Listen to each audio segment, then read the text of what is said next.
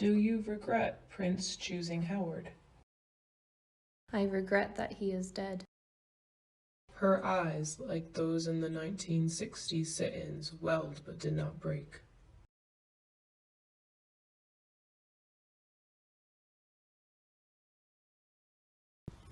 This is the house that slaves built. This is the man that lived in the house that slaves built. This is the woman enslaved by the man that lived in the house that slaves built. This is the illegitimate child of the woman who was enslaved to the man that lived in the house that slaves built. These are the 4 others on file with the illegitimate child of the woman who was enslaved by the man that lived in the house that slaves built. These are the 400,000 visitors per year who hold the man so dear. Some choose to ignore the history that's in store in the house that slaves built.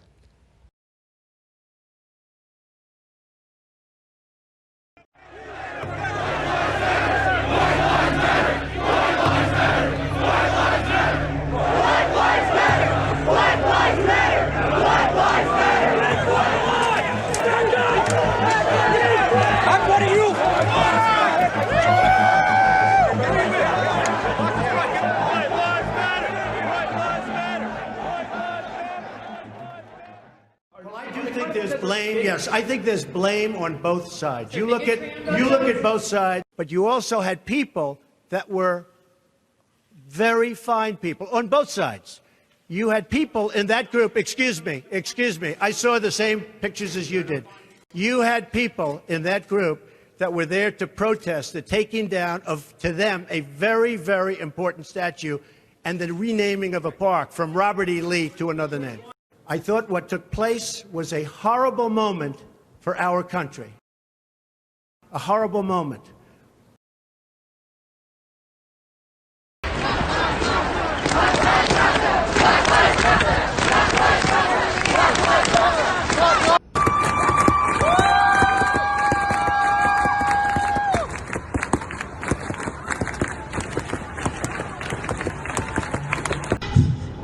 I've always said to them, if you want to win against any form of oppression, get education.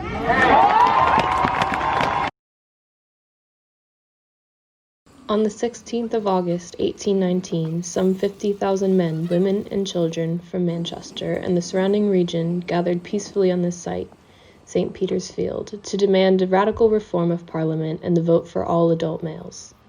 The local magistrates sent in constables to arrest the speaker, Henry Hunt, supported by armed cavalry. The volunteer Manchester and Salford Yeomanry cavalry attacked the platform and the crowd, followed by the Cheshire Yeomanry. Regular cavalry of the 15th Hussars then charged to disperse the meeting. At least 18 people died from injuries received on the day. Almost 700 were injured, cut by sabers, beaten by truncheons, trampled by horses, or crushed in the crowd. The places the victims came from and the names of the dead are carved here. The event was dubbed the Peterloo Massacre, a reference to the Battle of Waterloo 4 years before. Between 1832 and 1928, universal suffrage was attained in stages for both men and women. Those who have the vote today owe a debt of gratitude to the brave citizens who rallied here in 1819.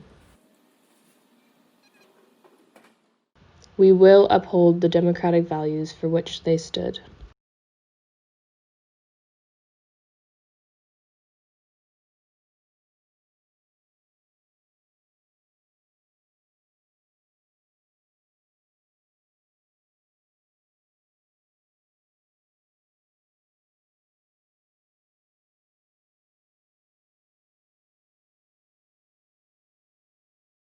I'm here every Saturday with my amazing team, feeding the homeless, and we're feeding hundreds of people.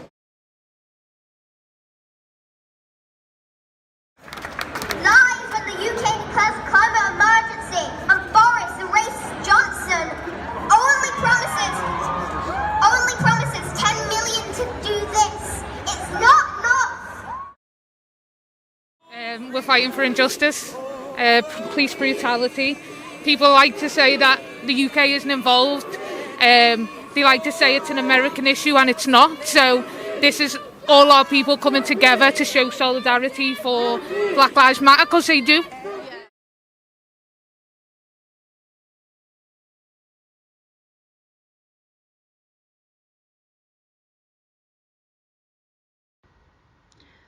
What is protest to me? Is it that sense of collectivism, an action or set of actions that challenge a norm, an accepted way of being or thinking? It's not only in the marches, but also in the meetings, the groups, the individuals who decided enough is enough, who will strive for something better and bigger than them, those embodied struggles and obstacles that stand in our way of what we want. And most of all, how to know the city. Is it through the process of wandering, getting lost and finding yourself again, so that the people melt away, the ground seems closer, and the texture is so much more significant?